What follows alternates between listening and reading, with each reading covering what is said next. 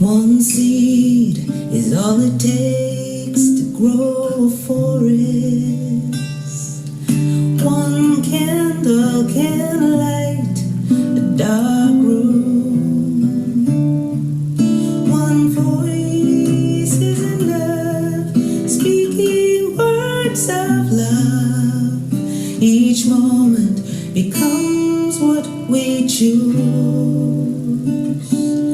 Do you want a new world? A world that works for everyone? Open your heart and let it be.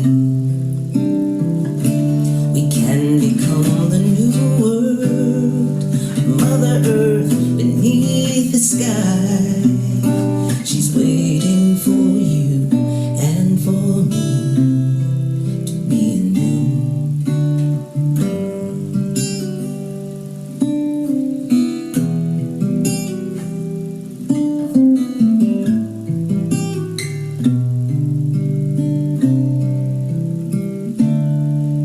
Our dreams light the path for us to walk on. Our songs help our spirits align. And each little child helps remind us why we not only might, we must thrive.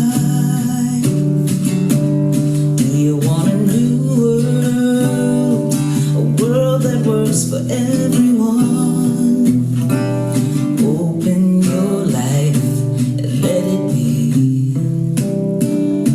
We can become the new world.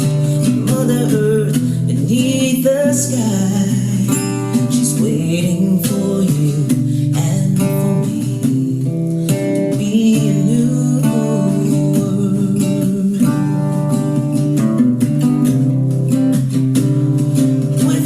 This thought, it has begun. But don't you wanna see a new world? Your Mother Earth beneath gray sky, counting on you and me to be a new world, to be the new world.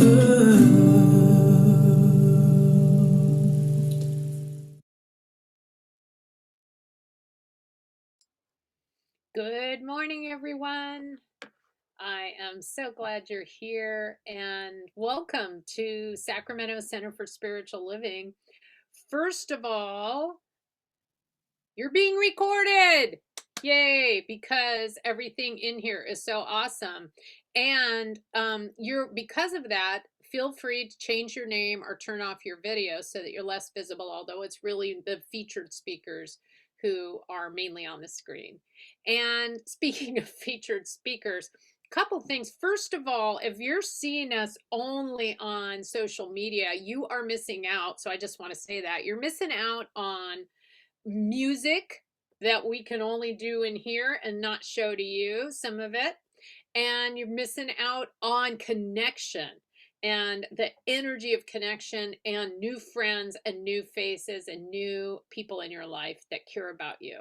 So come on in. It's wonderful in here. And we have amazing people, starting with Reverend Sharon Dunn, who is our senior minister.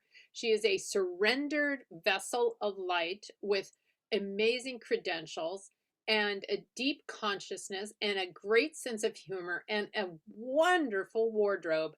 Please welcome Reverend Sharon. Sorry. Sarah, you just make me laugh. I was telling her that I shop at the thrift store because I just love to have lots of things to wear, and that when I'm finished, I take it back to the thrift shop so that someone else can enjoy it.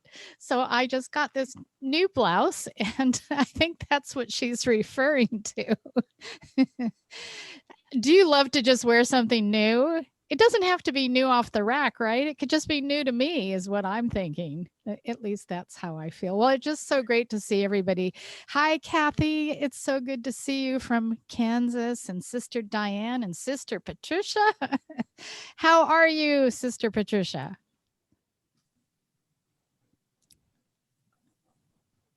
Marvelous, simply marvelous.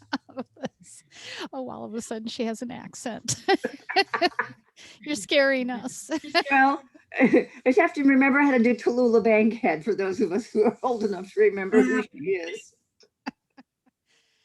Well, let's all unmute and say good morning to each other. Come on, unmute and say good morning to each other. Good morning. Good morning. Good morning. Good morning.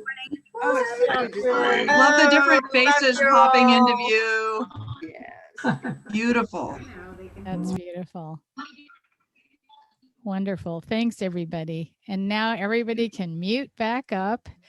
We have our Zoom etiquette. And I have a beautiful Tibetan bowl that I love to start the day off with.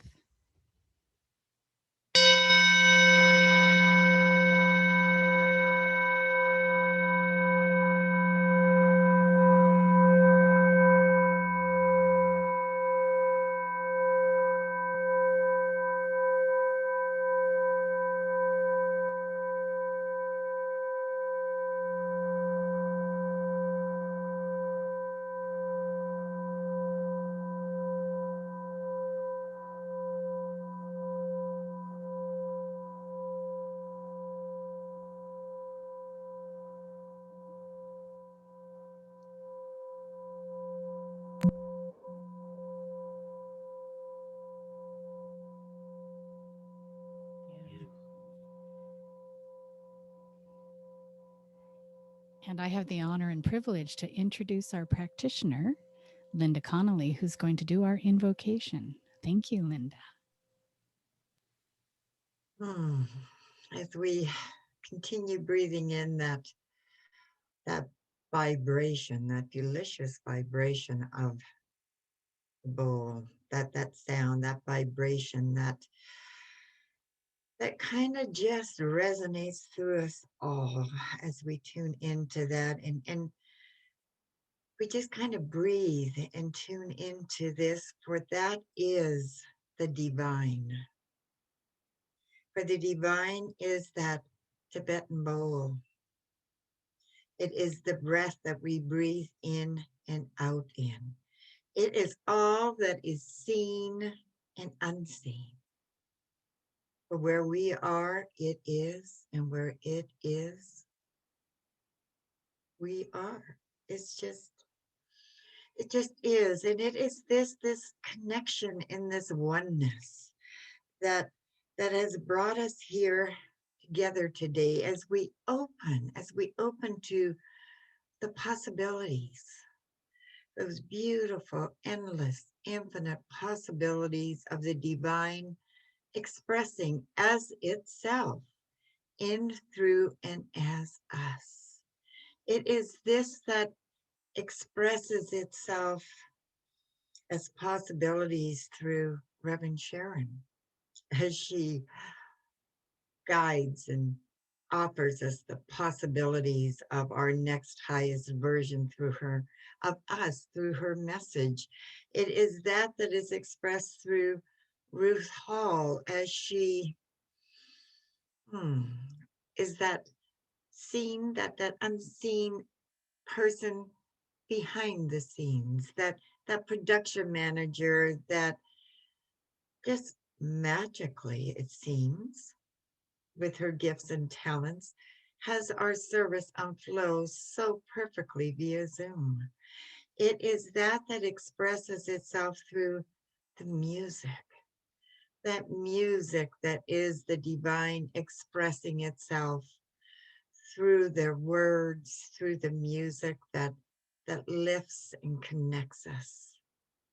It is that expresses itself through the practitioners and all that participate and are here for this service, this right here and right now. It is that expresses itself always through each and every one as the infinite possibilities of our individualized expressions. And so it is.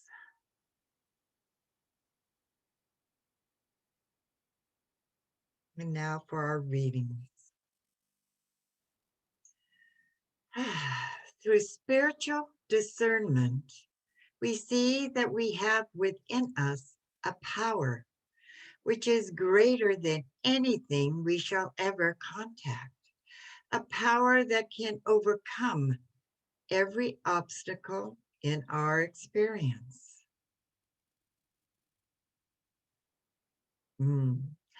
God's creative power of mind is right here. We have as much of this power to use as we believe in and embody.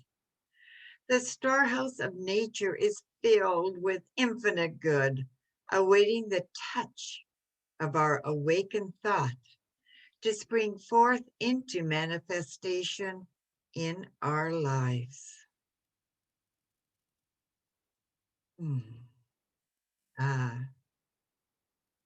Truth is within ourselves. It takes no rise from outward things.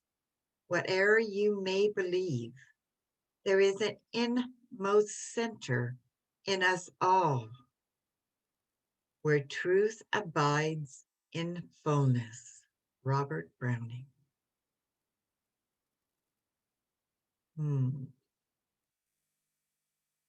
When your thoughts and actions begin to align with the imperatives of your soul, you enroll the full support of the universe.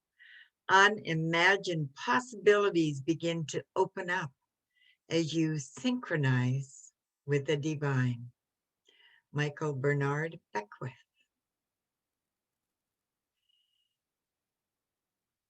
And now stay tuned for this beautiful video by Michael Beckwith, who is actually the founder of the visioning process.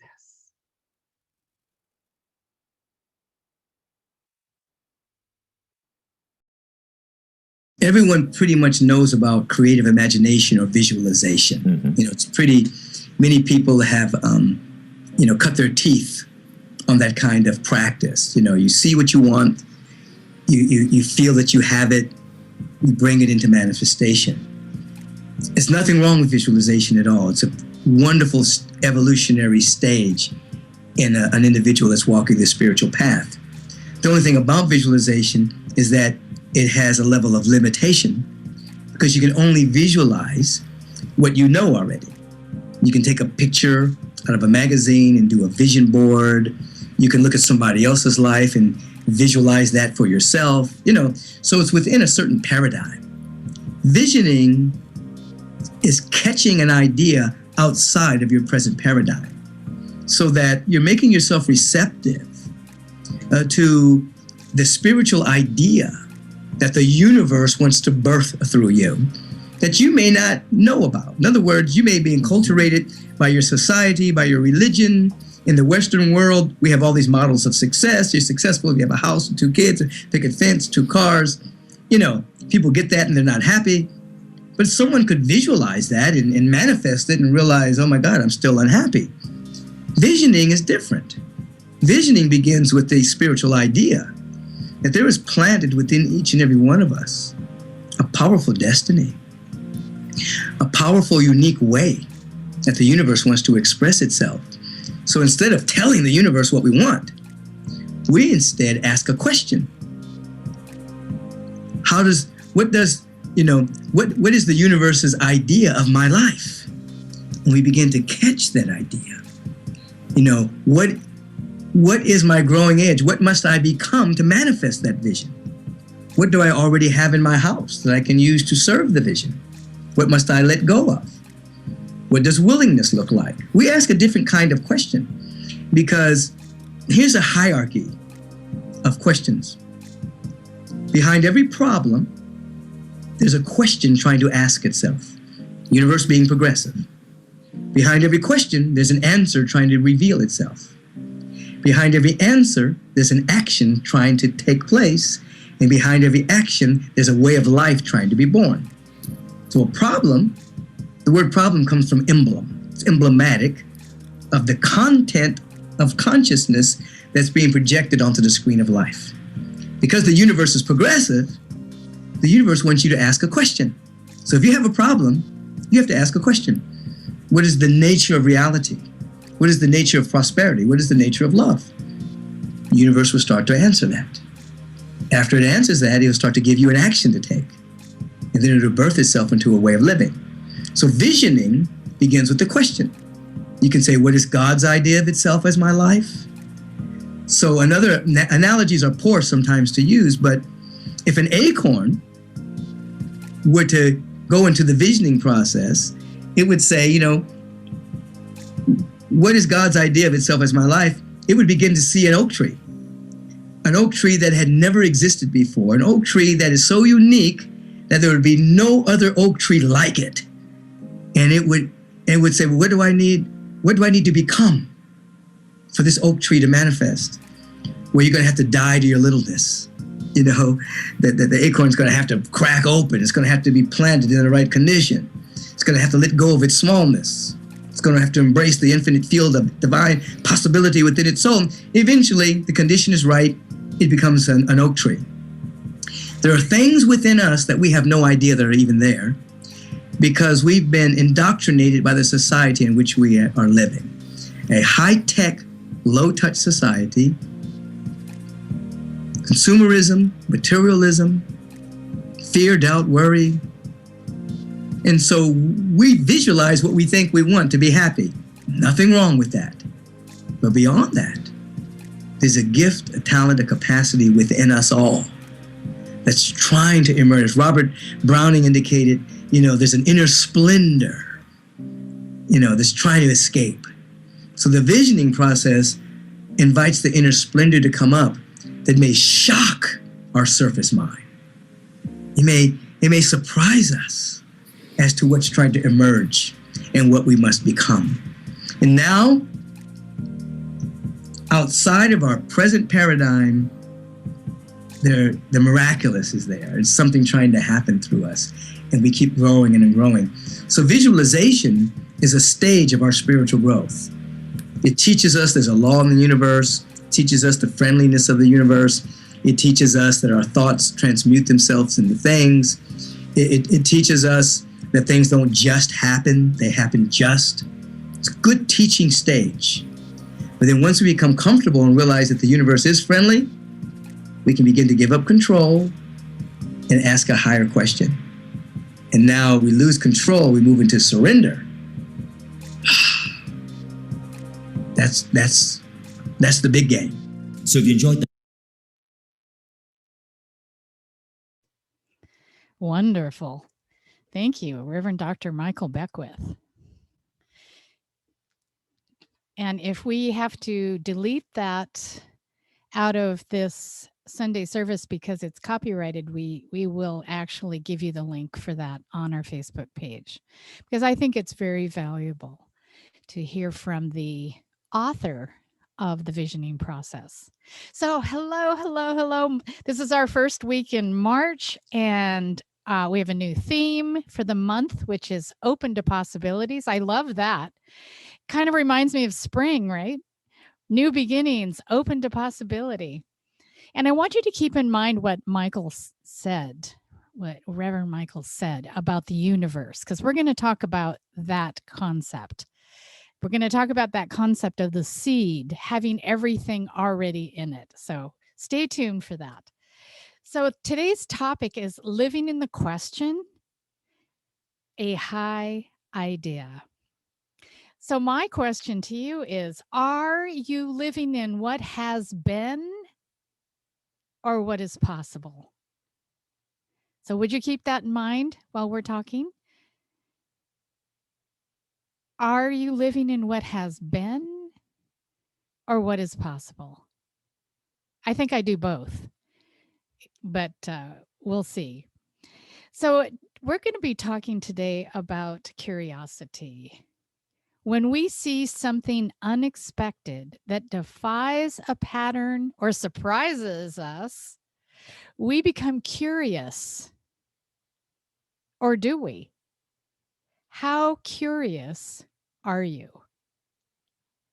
So we also have 2 new books of the month, and one is Reverend Dr. Michael Beckwith's book, Life Visioning, a Transformative Process for Activating Your Unique Gifts and Highest Potential. Yes, he has a lot of words, doesn't he? When you listen to Michael Beckwith, boy, you're going to get a lot of words and a lot of things to write down. Life Visioning, a Transformative Process for Activating Your Unique Gifts and Highest Potential. And our other book for the month is Ernest Holmes' Creative Mind and Success. We're pretty familiar with that. So I'm going to talk about 3 things. I'm going to talk about inviting curiosity, visioning versus visualization, and spirit take the wheel. I don't know if you've heard the song Jesus Take the Wheel. It's one of my favorite songs. And I was thinking, gosh, I'd really love that song. I was going to have it played today, but then I thought, I'm not sure about my audience. I love country music as well. And so, my prayer partner will not even tolerate my my love of country music. When we travel together, we cannot be fully expressed as ourselves. And so I've got to define curiosity, which is inquisitiveness, learning and knowing about anything. It's a pretty broad definition. So inviting curiosity, I'm going to say, is this Google gone wild or inviting curiosity? Google gone wild. What the heck? Have you ever gone into the kitchen to get something and then you get there and you forget what you're there for? Or is that just me? Please raise your hand and support me. Well, isn't this just the same thing as Google gone wild. I mean, how many times have you fallen into the Google rabbit hole? Okay, so you go to Google to look up rabbit hole, and you end up learning about the wife of our third president. I mean, I think it's really good to ask general questions, absolutely. But I think it's also beneficial to us to ask specific questions and to stay in the answer. You know, to stay with what am I asking? And then there's a few things that we can do to settle into waiting for an answer rather than just following the very next trend of thought, the flight of ideas or whatever it is. Okay, maybe I just should speak in the I position here, because this mind laughs pretty hard at myself when I get to Google and I find myself, what happened? Did an hour just pass by? What happened here? Do you get on social media and wonder, like, what happened to Thursday? I mean, we have to, I think, decide what we want to store in our minds. And we want to make room for that storage that is essential, valuable, inspirational, directive, don't you think? So inviting curiosity is a way of being in the question. Reverend Dr. Beckwith talked about what is Spirit's idea of itself as blank, blank, blank. In other words, we used to say, what is the highest vision for blank, blank, blank? And then I learned when Dr. Beckwith came to Oakland Center for Spiritual Living to teach us, because he is Reverend Dr. Joan Stedman's practitioner, she could just call him on a whim and he would show up. He's a pretty big deal in our movement. He's been on Oprah. If you've been on Oprah, you get to claim to be a big deal. I am going to be on Oprah, by the way. No, I'm not. So being in the question. Now, Reverend Dr. Beckwith said a lot about the universe. You know, we invite curiosity. We open to what the universe has to inform us with. He never said, the universe did this to me. He never said, well, this is happening because the universe is making it happen. Because remember last week we talked about free will.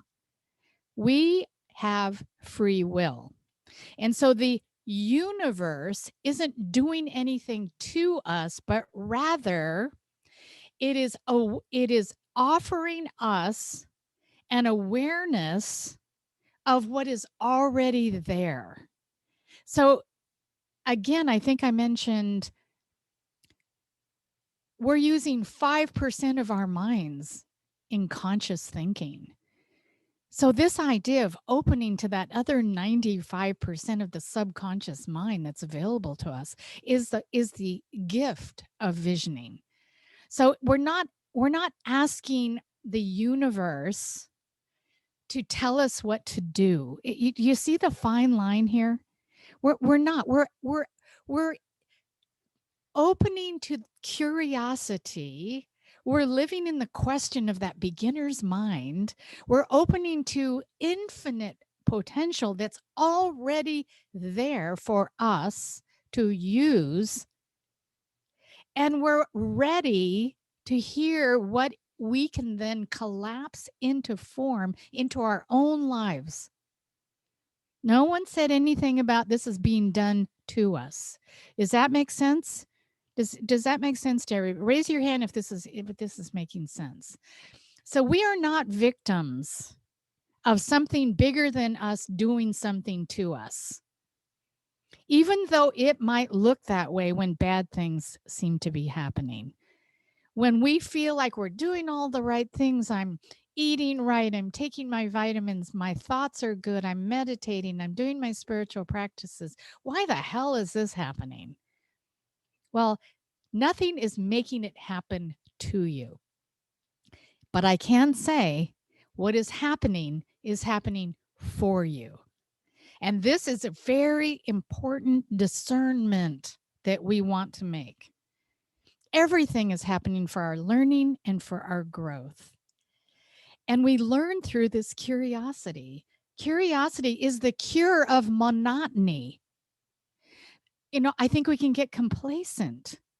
I'm pretty comfortable in my life. I like it. I like where I'm at. I got just enough to get by. Anybody ever say that? I got just what I need. I have everything I need, so I'm good. Well, that's bullpucky. Because if you're a human being in a finite mind, you do not have everything you need. You have only scratched the surface of what is possible. And this is a very important distinguished concept.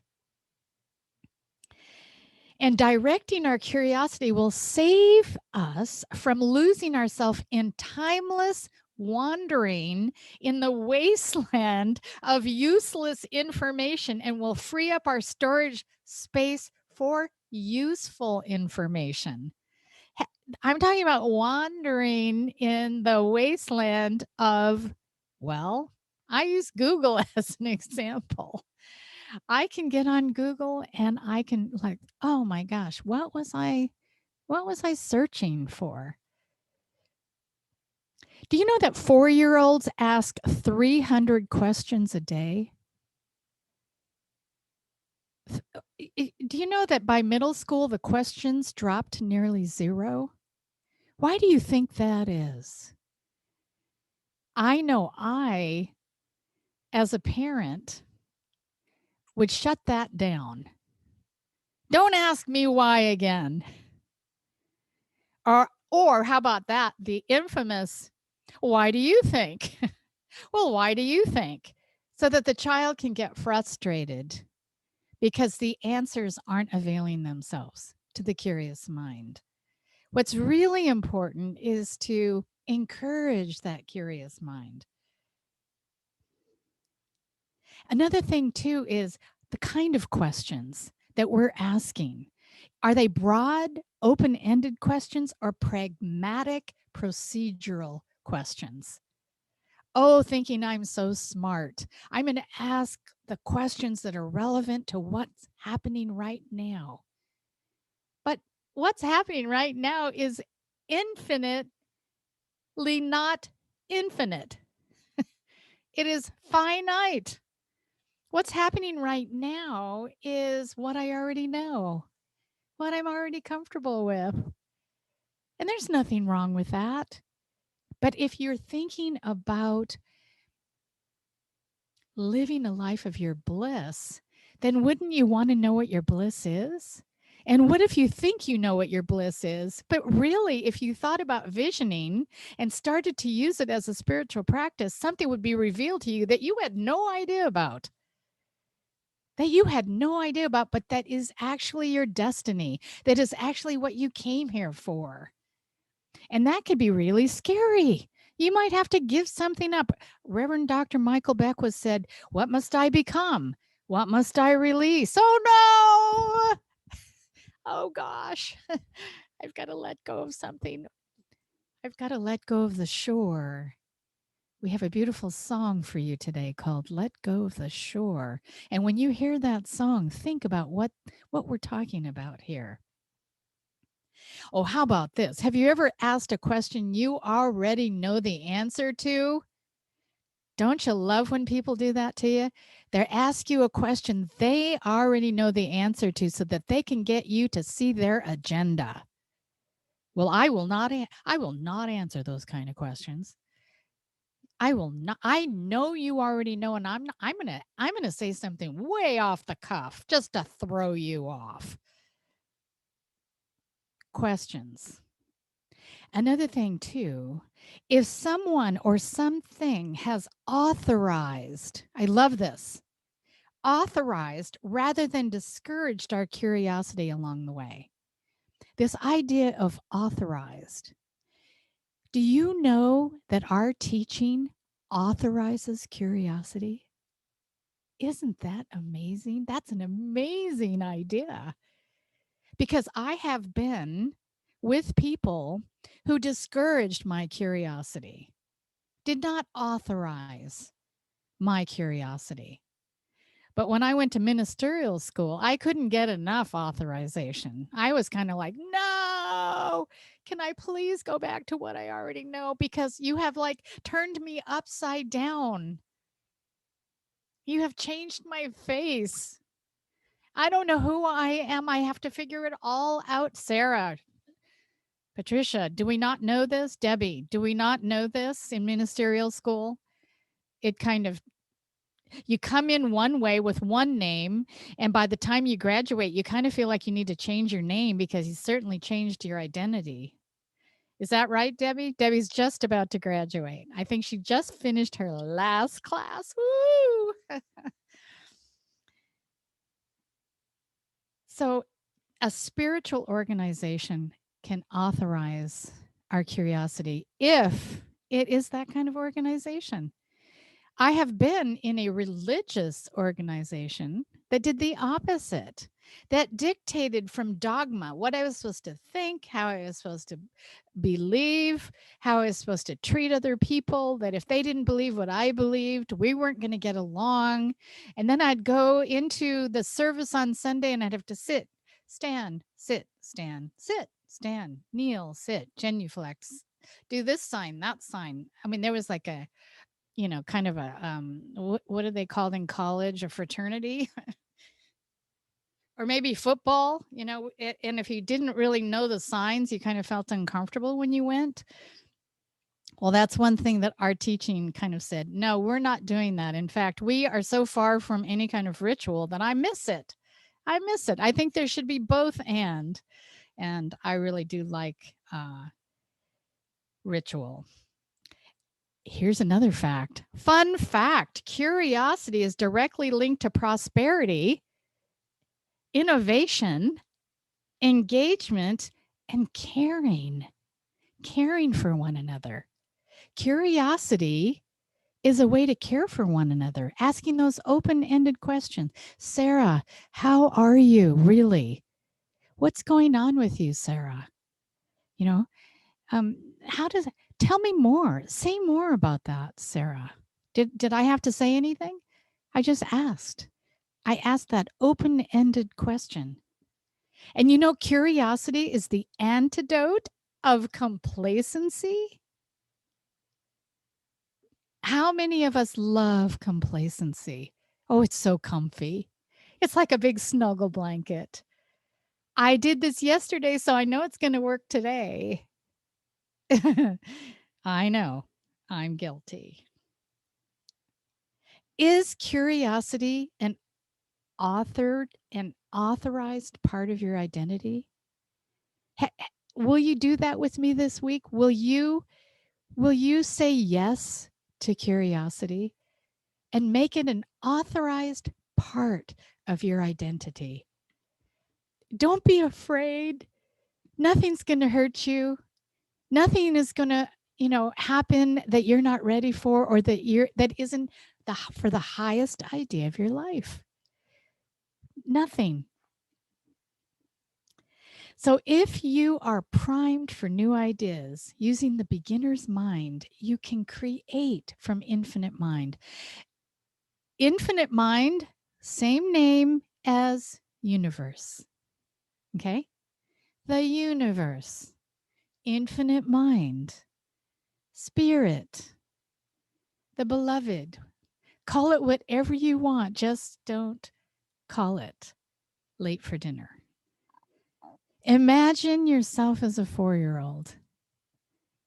Go back, rewind, rewind that mind of yours.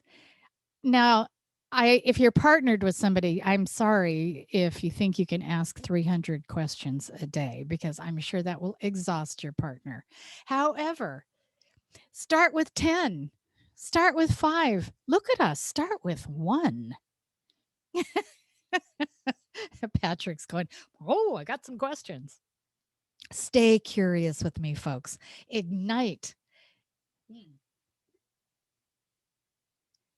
Ignite your curiosity. You can use a symbol like that. You can use a candle to ignite your curiosity this week.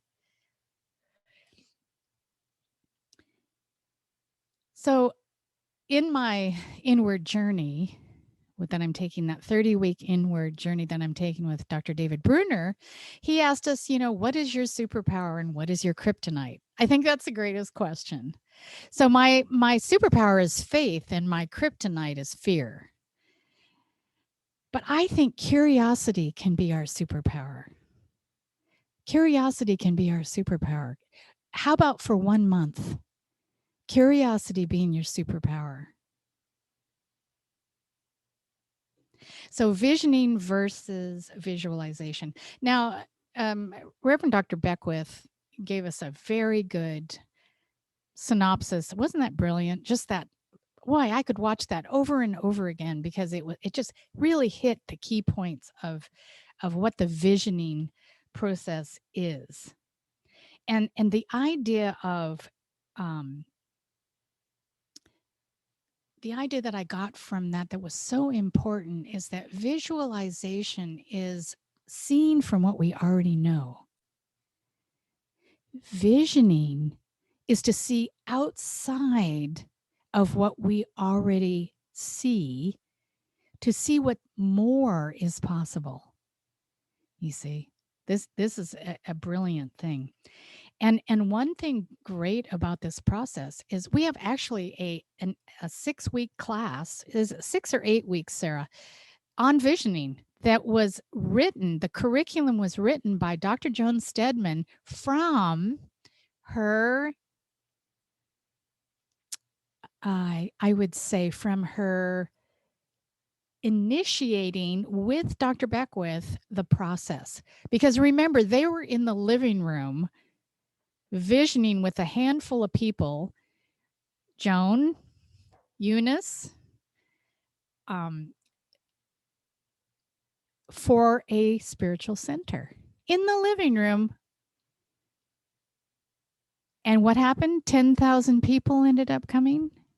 The center got so big that it broke away and became its own its own entity. It had to.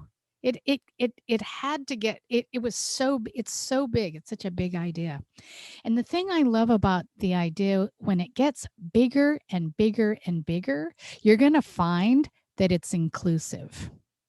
There's something funny about a mind shut down to limited thinking that doesn't increase. Rather, over here, when you have this infinite idea, this willingness to be curious about what is possible, more are included. And more ideas are included. And so basically, really, his ideas grew out, like grew up and over what was happening in the movement at the time. He grew out of us, in a sense. And then we realized we needed to grow. And I think we are now open to that inclusivity, to that divine idea. And we are so structured on this spiritual practice of visioning. In fact, all of our talks, all of our topics, everything we do all year long, our themes, our annual themes, our monthly themes, even our book of the month is all comes through from our visioning team. Isn't that amazing? And then we get other people involved to actually do the footwork, write the words down, and so on and so forth. So living in the question invites us to listen to and from a different place, yes? beyond the egoic mind to that which is seeking to express in and through us. So, what does that mean, the egoic mind? I love to talk about the ego because I say the ego keeps me safe. Well, what is safe when it comes to visioning? Safe might be a little complacent. Safe might be, oh, I don't have to do anything different because it worked yesterday. I don't have to do anything different. I think that my ego loves complacency. My ego can rest when I'm safe and minding my P's and Q's. But when I want to branch out and run free, the ego goes bananas. It's like, ah, oh my gosh. So living in the question invites us to see from a bigger place.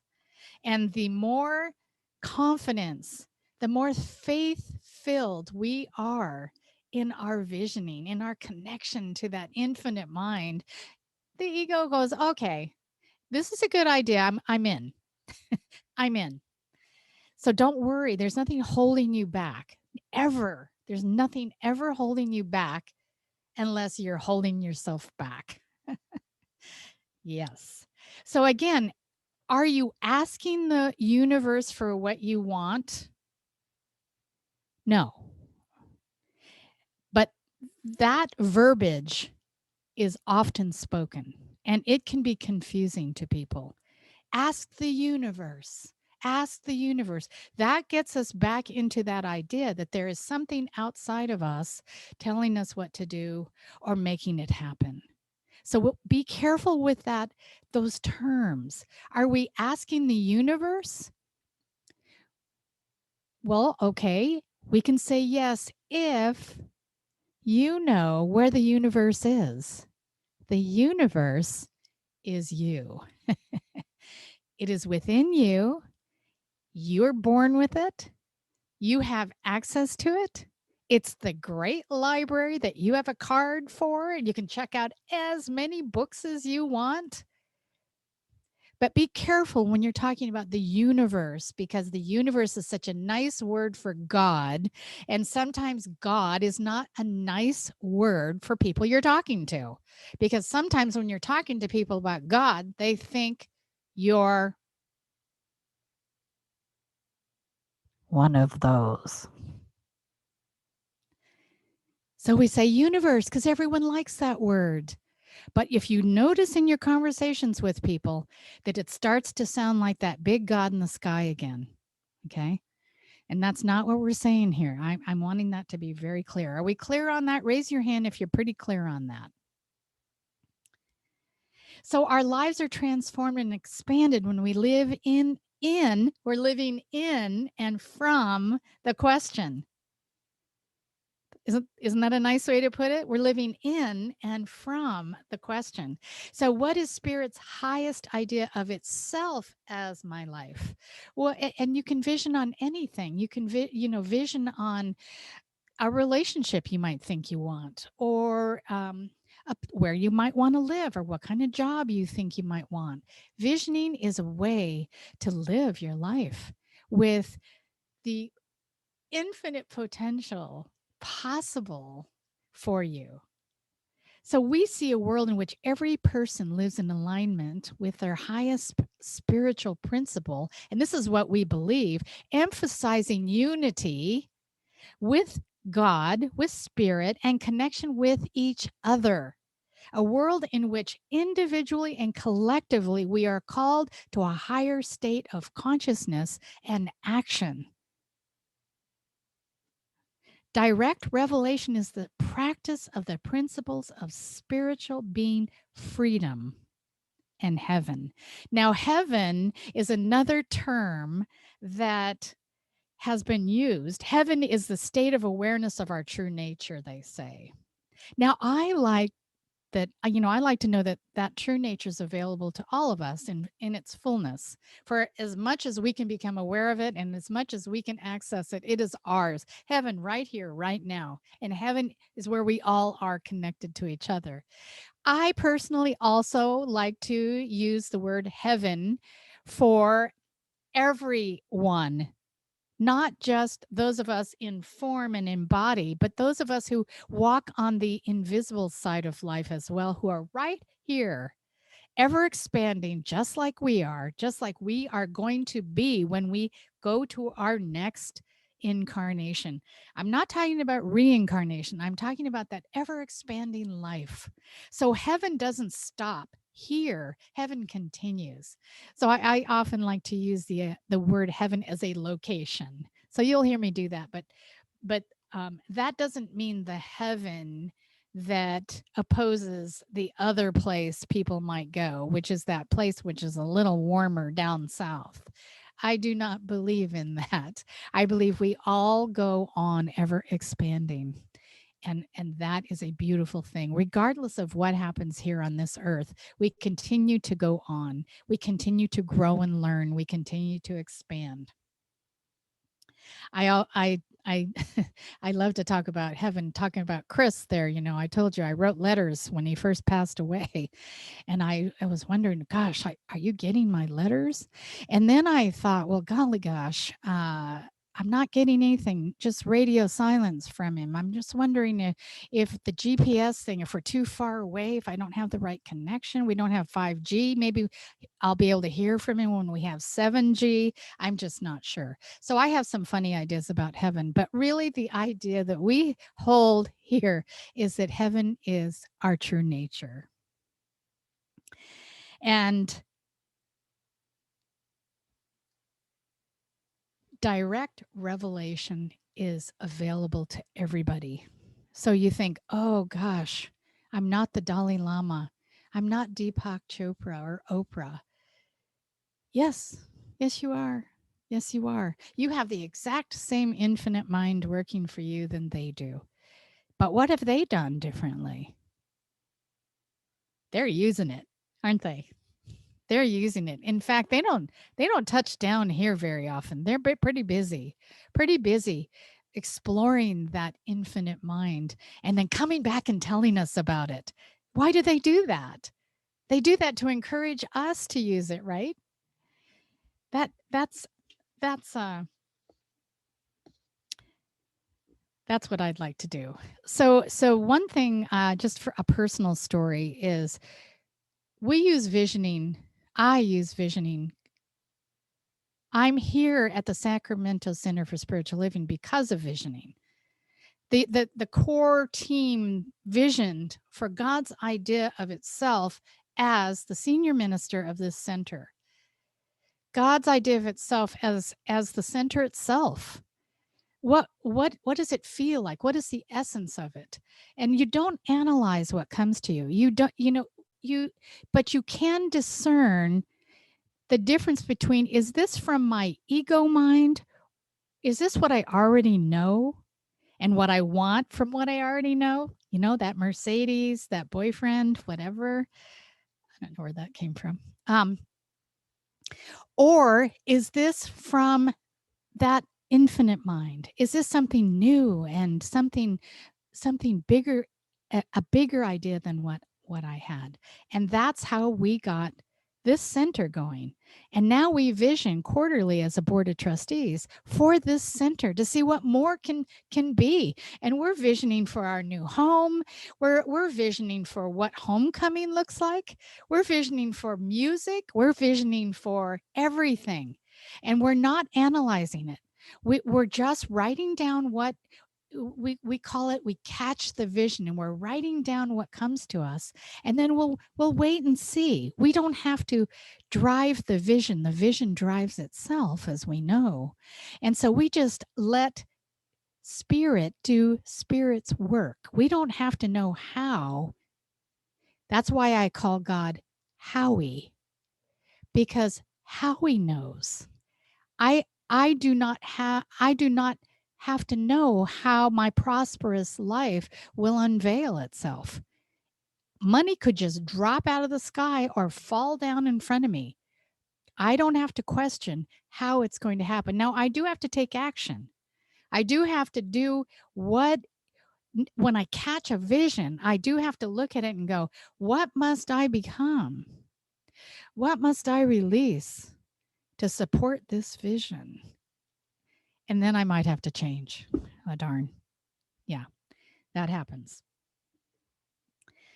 So the other thing we do, don't we, Sarah, is the Holmes Institute Litter Mates vision once a month on the first Thursday at 8 o'clock in the morning. It's a little early. We don't look good when we come to visioning.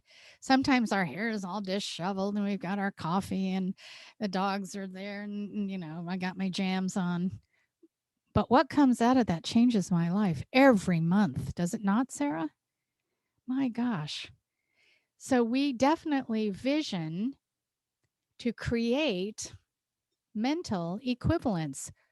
Oh, mental equivalence. I feel an infomercial coming on. My next class starting April 1st, for real.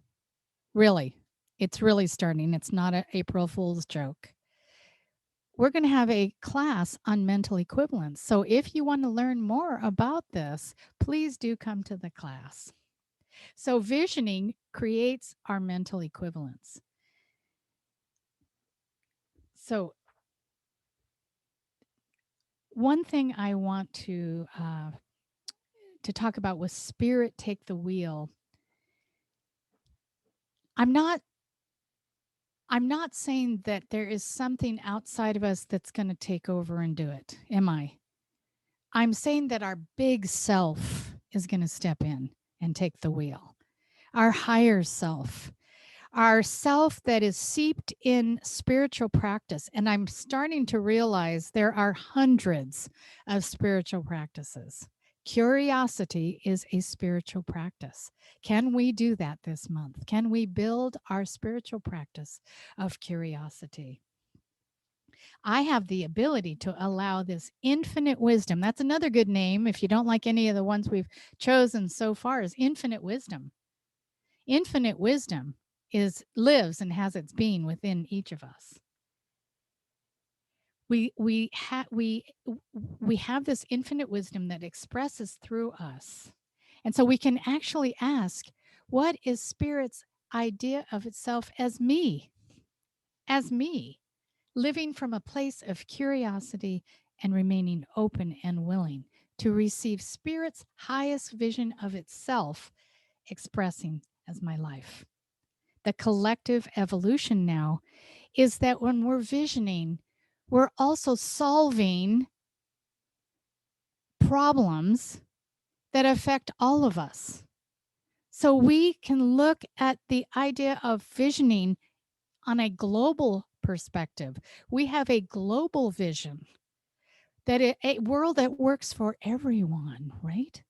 So we can say to ourselves, what must I become to support that vision? Oh, good Lord. I've got my work cut out. Because first of all, I have to learn, what does that mean? What works for you? I know what works for me, but I've got to learn what works for others, don't I?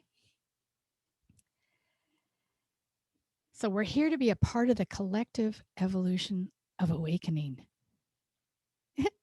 We're not just here to be awake and aware of what's our best, what's good for us and our family, maybe our friends, maybe even our spiritual community. We're actually here to awaken to what's possible for all of us because we are one. Unity guarantees our connection to each other. Before we ever got here, before there was a planet, before there was a universe, before there was a galaxy, before there was any order called cosmology, we were all one. We are correlated in that oneness and in that unity. And that is our identity. That is our authorized identity. So I ask, are you with me? This month, exploring the idea of asking in a kind of a meditative state. You do get quiet, kind of turn off the noise, be in a place where you have time to listen. Ask that question, drop that question in. You don't have to be an expert on leading visioning. Heavens, no. You simply get into that nice, quiet space with a question. What is God's idea of itself as my ministry? And just be quiet and listen. Well, sometimes I'll have paper and pen, but not to be distracted by it.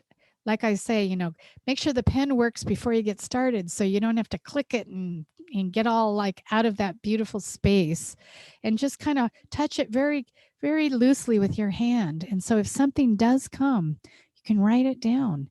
Don't question it. Although I do.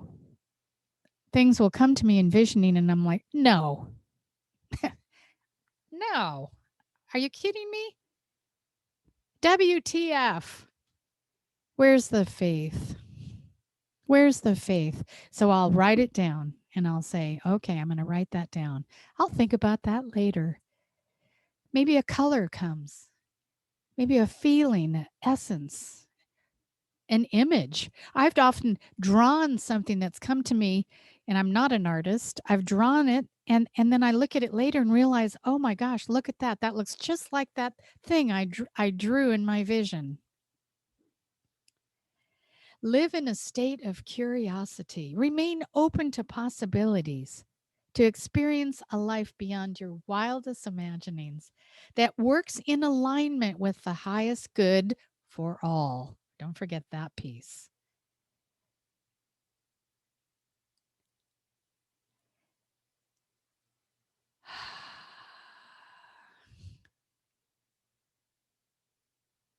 Am I living from what I already know or from what is possible? Now, isn't that a question?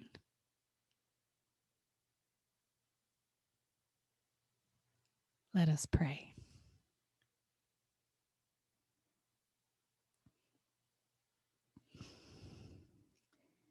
And I'm talking about there is something bigger than myself. There is something bigger than all of us. There is something so vast, and we can use it. That we can change our lives simply by changing our thinking. What kind of teaching is this? Is this magic? Or is this quantum mechanics? Is this the science of mind? So do we have a philosophy, a science, and a religion here? A triune nature of who we are? Where we have the philosophy, the spiritual principles, where we have the science, the proof that if we do this, this will happen. It's duplicatable, it's replicatable. We can experiment with it and prove it to ourselves. This is something called by many names. Yes, it is called by universe. It is called by God, Brahman, Krishna, Allah, by avatars like Buddha and Jesus. But what is it really? What it really is the seed, the acorn for the oak tree. We are the seed. Everything is already there. Everything that delivers us the most amazing life is already within each and every one of us. And that also connects us to each other. This is quite a plan. This is a loving spirit. This is a spirit we call by name, and we call those names principle. And what is principle? But what is true for all, like love and light and life and harmony and joy and abundance and wisdom and wholeness. All that is good, is our true nature. All that is good within each one of us is heaven. Heaven. And so, right here, right now, I claim and declare a commitment to curiosity, to live in the possibility, not in what happened already, not in what will happen, but what is possible. What is possible behind all that I know, deeper than what I know. I am so excited to live in this curiosity, where it is good for all, where all means all, all sentient beings, all colors, all religions, all sizes, all ages, all orientations, all genders, all four-leggeds, slitherings, the oak trees, the ocean, the birds, all of God's creation. I live in the curiosity to know, how can I serve creation? How can I live in a way that supports all creation? Show me the way. Show me the way, I ask, not something or someone. I just ask, and it avails itself to me always, always generous, always ready.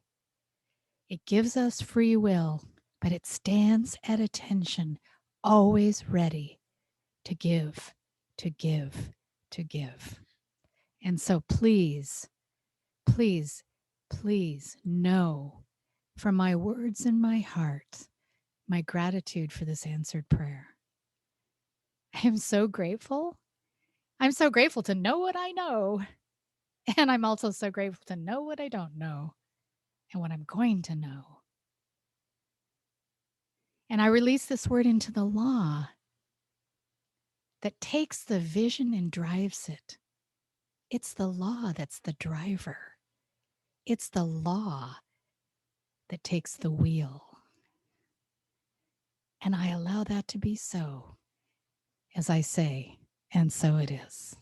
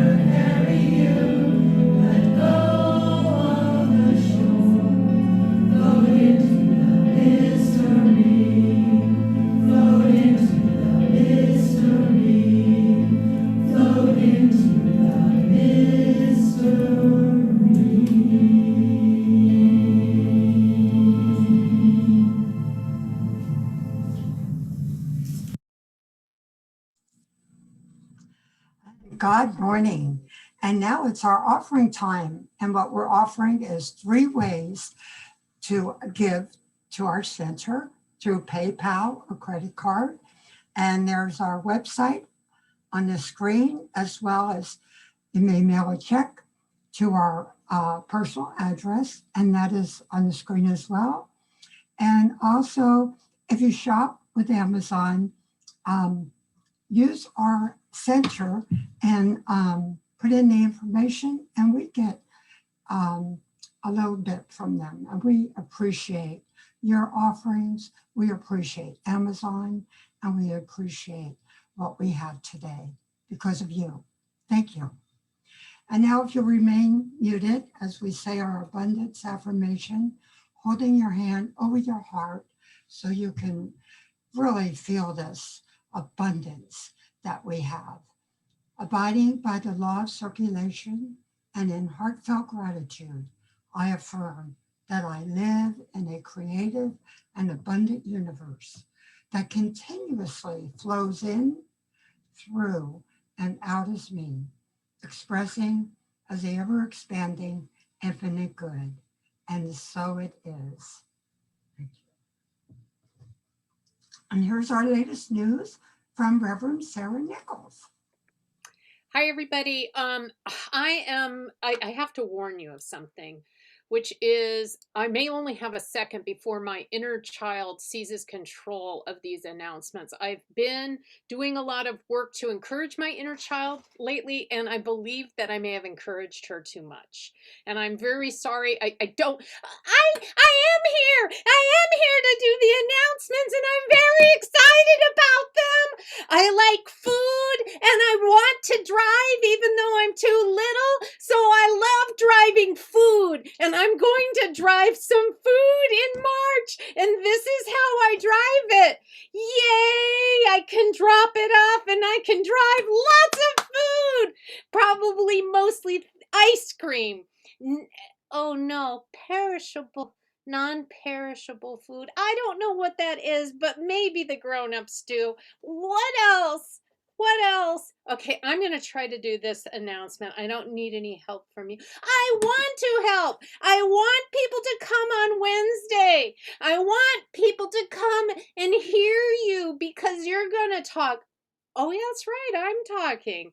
Well, that seems like I should do the announcement then. No, I'm doing the announcement, and it's at 6:30, and we're going to talk about all the cool things at the convention that you and other people did to do what's spiritually motivated something. I don't know, social engagement and diversity. You don't even know what those are. You're just an inner child. I know, and I want to be there. Okay. All right, can we do the next one now? Could you let me do this? I don't think you know anything about it. Reverend Sharon already talked about this! She said it sounded really good, and it starts on April 1st, and she's not fooling. And she's going to teach you how to make your mind do stuff where it knows something, and then that thing happens. Okay, well, I guess that does roughly cover it. I love this part where the clock changes and I get to stay out later after dinner and I get to play outside because the hour moves. Yay! Oh, I'm sorry, you guys. I don't know what to say. I mean, I know what to say. I looked at the website. You're not even supposed to be online. I did go and I saw it, and it was better than any website I've ever seen because it's a new website, and I don't know what a website is, but I know I love it because it's very beautiful and it has lots of information, and anybody would be crazy not to go to it. Okay. All right. That's all I got. Sorry. I don't know what to say. I'll try to control her better next time. I got the power, you got the power, we got the power. I got the power, you got the power, we got the power. I got the power, you got the power, we got the power. I I got the power, you got the power, we got the power.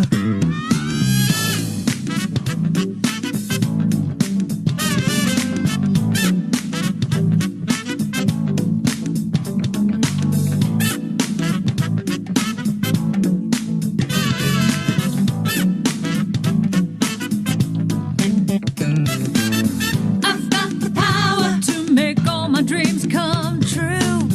I've got the power, there's nothing I can't do. I've got the power to be anything I want. I've got the power inside of me. I've got the power inside of me. Every day I'm wasting my time thinking that someone else is gonna do it all for me. I've got to get up, get out, get it, just get started. Take one step towards my destiny. I'll define my direction with clear-cut intention. Declare what will be and then watch it come to me. 'Cause I've got the power to make all my dreams come true. I've got the power, there's nothing I can't do. I've got the power to be anything I want. I've got the power inside of me. I've got the power inside of me.